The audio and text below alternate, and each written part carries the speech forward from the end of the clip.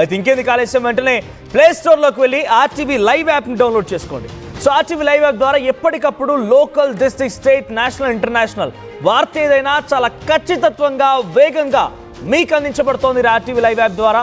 So వెంటనే RTV live యాప్ని download చేసుకునేటువంటి అప్డేట్స్ మీకు అందరికీ వస్తూనే ఉంటాయి. లింక్ డిస్క్రిప్షన్లో ఉంది. ఆల్రెడీ మీరు కనుక ఆ యాప్ని డౌన్లోడ్ చేసుకుని ఉంటే వెంటనే అప్డేట్ చేసుకోండి. మరొక బ్రేకింగ్ న్యూస్ అంతోంది, బ్రహ్మాస్త్రాన్ని సిద్ధం చేస్తోంది భారత్. ప్రస్తుతానికి ఇండియా పాకిస్తాన్ యుద్ధం నేపథ్యంలో పెద్ద ఎత్తున భారత్ కూడా యుద్ధ సామాగ్రిని, ఇండిజినియస్ వెపన్స్ ని తయారు చేయడం నిమగ్నమైంది. ఎందుకంటే ఇటీవల కాలంలో భారత్ తయారు చేసినటువంటి indigenous weapons, air defence guns కానివ్వండి, ఆకాశ్ తీర్, ఇవన్నీ కూడా చాలా అద్భుతంగా ప్రదర్శించాయి, చాలా అద్భుత ప్రదర్శన అందించాయి, చాలా అద్భుతంగా భారతదేశాన్ని కాపాడగలిగాయి. అయితే అటువంటి నేపథ్యంలోనే మరోసారి భారత అమ్ముల పొందినటువంటి ఆ అస్త్రాలని బయటకు తీస్తూనే మరొక కొత్త అస్త్రాన్ని కూడా తయారు చేయబోతోంది. అందులో భాగంగానే ఒక బ్రహ్మాస్త్రాన్ని సిద్ధం చేయబోతోంది. ఈటీ LDHCM సూపర్ ఫాస్ట్ క్షిపణిని పరీక్షించేందుకు అంతా సిద్ధమైంది. ప్రాజెక్టు విష్ణులో భాగంగా ఈ క్షిపణిని పరీక్షించబోతున్నారు. గంటకి, అర్థం చేసుకోండి, గంటకి 11,000 కిలోమీటర్లు, అంటే దాదాపుగా పాకిస్తాన్ పూర్తయిపోయి సగభాగం వరకు చైనాలో చేరిపోయేటువంటి ఒక స్పీడ్, అంతటి స్పీడ్ గల ఒక క్షిపణిని తయారు చేయబోతోంది. సో 11,000 కిలోమీటర్ల వేగంతో ప్రయాణించే సామర్థ్యం ఉన్నటువంటి ఒక క్షిపణిని అందుబాటులోకి తీసుకురాబోతోంది, ప్రయోగించబోతోంది, పరీక్షించబోతోంది. పాకిస్తాన్, చైనాలోని మెజారిటీ భాగాలను కవర్ చేయగల కెపాసిటీ ఉన్నది.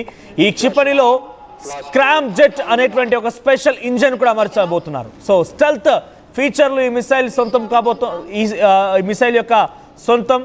శత్రు దేశాల రాడార్లను సైతం గుర్తించడం కష్టంగా ఉంటుంది. శత్రు దేశాల నుంచి ఏమైనా కనుక అటువైపు నుంచి ఎయిర్ డిఫెన్స్ సిస్టమ్ కనుక ఉంటే అవి కూడా దీన్ని ఏం కనిపెట్టలేవు. అంతటి వేగం, కళ్ళు మూసి తెరిచేలోగా కొన్ని కిలోమీటర్లే దూసుకెళ్ళిపోతుంది.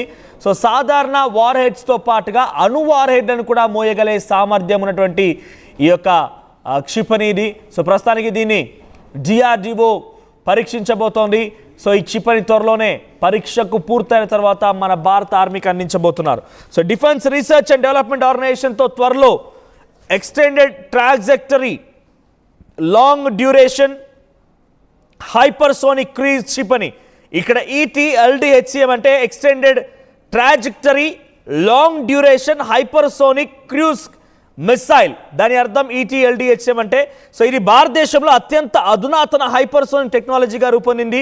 అయితే ఈటీ LDHCM అంటే ఒక అద్భుతమైన క్షిపణిగా వివరణిస్తున్నారు. ఇది ధ్వని వేగం కంటే 5 రెట్లు ఎక్కువగా, అంటే సౌండ్ స్పీడ్ కంటే 5 టైమ్స్ హయ్యర్ స్పీడ్తో ప్రయాణించగల క్షిపణి ఇది. ఈ క్షిపణి 2020లో విజయవంతంగా పరీక్షించినటువంటి హైపర్సోనిక్ టెక్నాలజీ డెమోన్స్ట్రేటర్ వెహికల్ ఆధారంగా రూపొందించారు. నవంబర్ 2024లో ఒడిశా తీరంలో దీన్ని పరీక్షించారు. సుదూర ప్రాంతాల నుంచి శత్రు లక్ష్యాలను త్వరగా గుర్తించగలదు ఈ క్షిపణి. అయితే ఈ మిసైల్ మాక్ 8 కంటే ఎక్కువ వేగంతో సుమారుగా 11,000 కిలోమీటర్లకి, గంటకి 11,000 కిలోమీటర్ల వేగంతో ఎగరగలుగుతోంది. అంటే ఇది సుమారుగా సెకండ్కి 3 కిలోమీటర్లు, అంటే కళ్ళు మూసి తెరిచేలోగా సుమారుగా కొన్ని కిలోమీటర్లు 3 కిలోమీటర్ల వరకు వెళ్ళగలుగుతుందట. సో ఈ దూరాన్ని కవర్ చేయగలుగుదు. సో ఇంత అధిక వేగంగా కారణంగా శత్రు రాడార్లను దీన్ని పట్టుకోలేకపోతున్నాయి.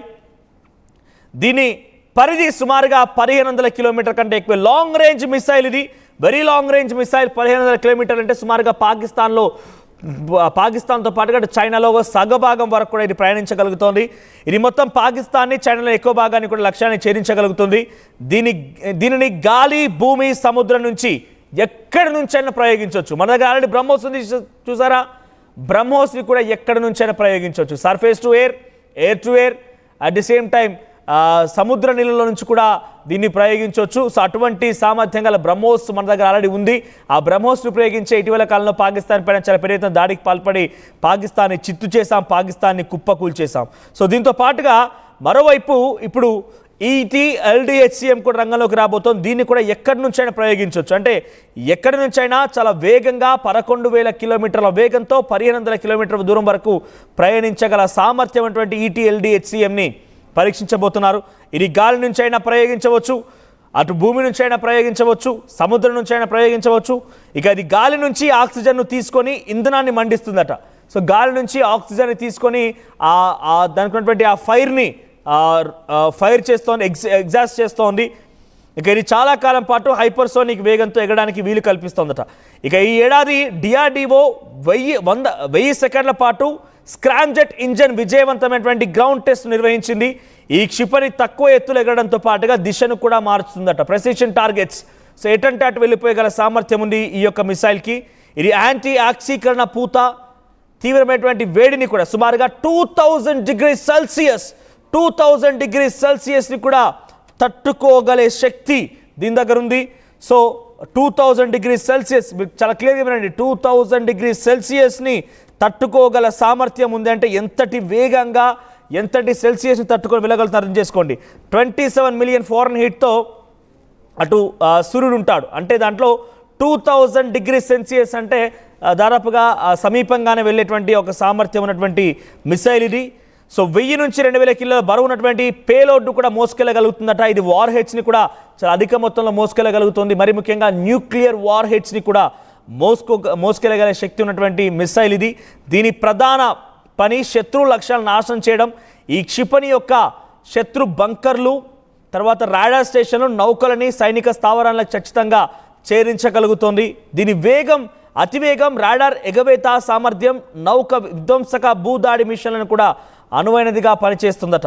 సో దీని టెక్నాలజీ, దీనికి సంబంధించి స్పెషాలిటీ వింటేనే శత్రు దేశాలు వణికిపోవాల్సిందే.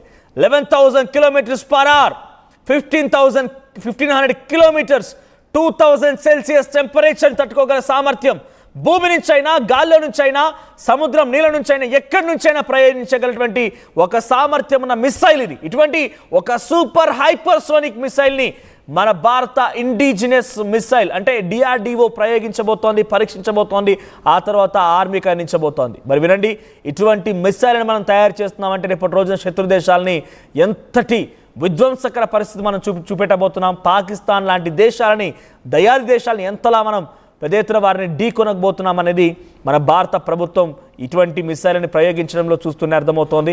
సో ఇటువంటి మిసైల్ ఇంకా తయారు కాబోతున్నాయి, ఇంకా ప్రొడక్షన్ జరగబోతున్నాయి, ఇంకా ఇటువంటి వాటిని డెవలప్ చేయబోతున్నారు. ఎందుకంటే ఇండిజినియస్ వెపన్స్, సో మన భారతదేశం స్వదేశంగా డెవలప్ చేసిన వెపన్స్, మిసైల్స్. మొన్న మధ్య జరిగిన ఇండియా పాకిస్తాన్ ఆ యుద్ధంలో ఎటువంటి అద్భుతమైనటువంటి ప్రదర్శన కనిపించారు చూసారు కదా. సో చాలా పెద్ద ఎత్తున ఆకాశ్ తీర్ లాంటి మిసైల్ ఎయిర్ డిఫెన్స్ సిస్టమ్ మొత్తం కూడా అద్భుతమైన ప్రదర్శన కనబరిచి చాలా వరకు మిసైల్స్ని అడ్డుకోగలిగాయి, చాలా వరకు డ్రోన్స్ని కుప్పకూల్చగలిగాయి. సో మన ఎయిర్ డిఫెన్స్ గన్స్ కూడా అటువైపుగా వెళ్ళిపోయి చాలా పెద్ద ఎత్తున విధ్వంసం సృష్టించగలిగాయి. ఇక మన బ్రహ్మోస్ గురించి పెద్దగా చెప్పనవసరం లేదు. సో అటువంటి ఒక మిసైల్ మళ్ళీ మన భారత ఆర్మీకి అందించబోతోంది మన డిఆర్డిఓ. దీని యొక్క ప్రతిభ డెఫినెట్గా అల్టిమేట్గా ఉండబోతోంది. దీని ప్రయోగం చేసిన తర్వాత భారతదేశం యొక్క అద్భుతమైనటువంటి ప్రదర్శనని, భారతదేశం దగ్గర వెపన్స్ని చూసి ప్రపంచ దేశాలను ముక్కున వేలేసుకోవాల్సిందే, ప్రపంచ దేశాలు మొత్తం కూడా నిబ్బరపోవాల్సిందే. ప్రజెంట్ ఇటువంటి